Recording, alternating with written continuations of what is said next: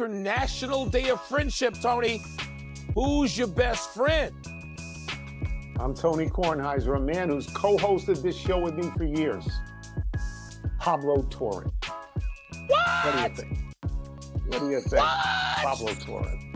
Yeah. Very fun. No, it's you. Very fun. Of course it's you. You and Pablo It's you hanging out. Yeah, it's you and my dog Chessie who's in the room with me right now. And I hope won't bark.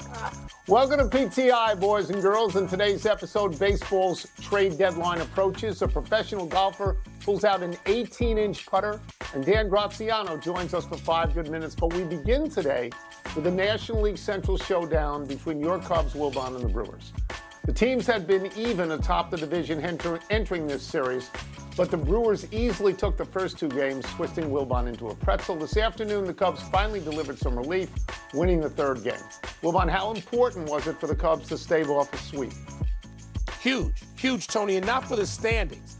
We're going to get 5 games back in Wrigley with the Cheese Heads coming up fairly soon. So it's not the standings, although being 1 back as opposed to being 3 back, it is a better thing. But last night, I stayed with the Cubs-Brewers game, even though we were getting hammered. It was like 9-3 after Vaughn hits a grand slam for the Brewers.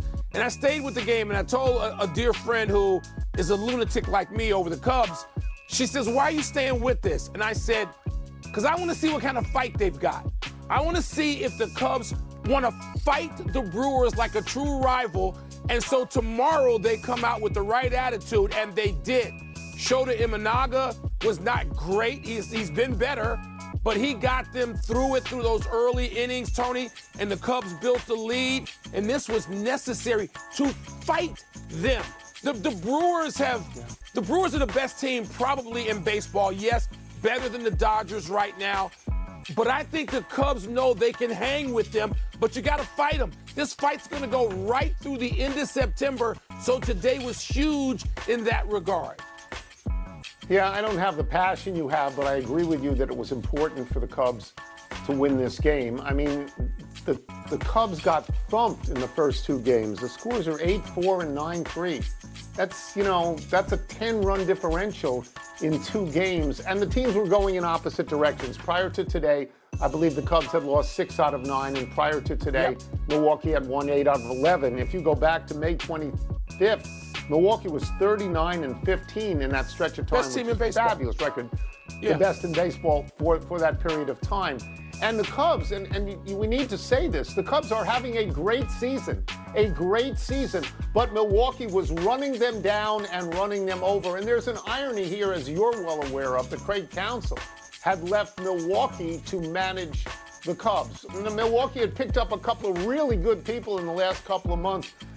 Quinn Priestley, who I believe beat the Cubs yesterday, 11 starts, his last 11 starts, 9-0, Priestley rather, 9-0 and a 2.60 ERA. They picked up, and that's better than your boy, The Miz. They picked up Andrew Vaughn to play some first base. His last 15 games batting .375.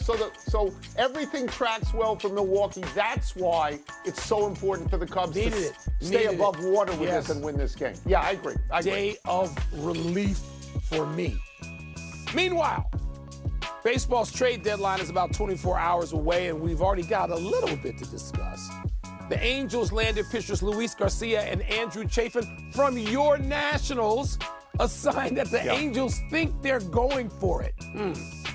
And Twins shortstop Carlos Correa was out of the lineup today, and Bob Nightingale's reporting that Correa has told friends he'd be willing to waive his no trade to return to the Astros. Tom, where do you want to start? I'm going to start with the Nationals. I'll just add parenthetically that at one point today they were down 9-1, so I don't have a lot of faith in them. These 2 pitchers, Garcia and Chafin, are relievers for the Nationals. The Nationals have, as you know, because I say it all the time, statistically, the worst bullpen in all of baseball. The ERA going into today was 5.66. So whoever you pick up from the Nationals, you're not getting Mariano Rivera, okay? Garcia's ERA is 4.10, which is nothing special. Chafin has been good.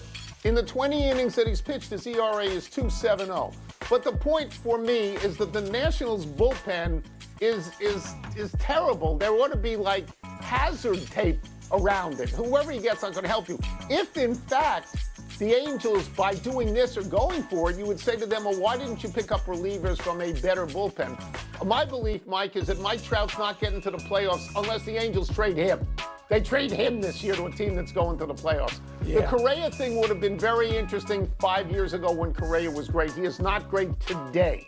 Not great today. So far this year, batting .267, got 7 home runs, 31 RBI. It's his least production of his entire career. I will concede it'll be fun to see him in Houston, fun to see him with Altuve, though they won't be playing next to each other. He'll be playing third base, and isn't Altuve in the outfield this year most of the time, right? So the point with the Astros is they make the right moves. They do. Yeah. Everything the Astros do. Yeah. They over now a series of years, they get it right. And maybe Correa needs that emotionally. Maybe he knows. I remember when he went to the Twins, it was like, whoa, this is a great move for the Twins. They're getting a truly great player. And then, then it sort of peters out, as you point out, and there's less production.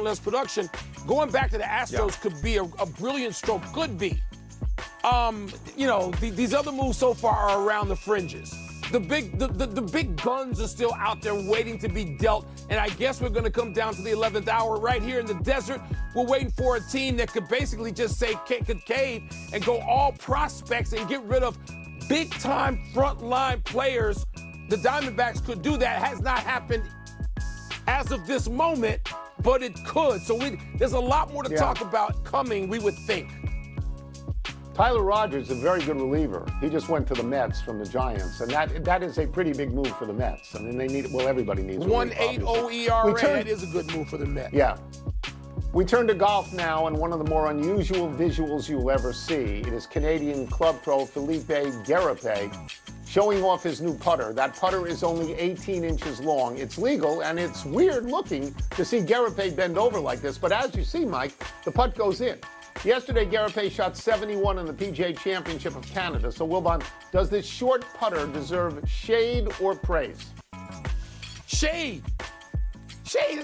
You can't praise that. If you took out that putter, wherever we play, and particularly at Columbia, the ridicule I and everybody in the group and everybody on the golf course would heap on you would be deserved. Now, having said that, if you're playing for a living, whatever gets that putt down is fine. I mean, I can justify it. I can defend him. But would I still make fun of this? Are you kidding me? It would go the entire 4+ hours, the ridicule that would be heaped on whoever pulled this putter out during a round of golf. So I understand that. I understand that. But let me just go over this. Is it legal? Yes, it is legal. Yeah. Does it look stupid? Yes, it looks stupid. Now ask me if I care. Anybody who plays golf wants a putter that is dependable and works for him. If you see the ball is getting to the hole, it's dropping into the hole at that point. I think to myself that if you have confidence in a putter, it's okay if it's made out of Swiss cheese. Again,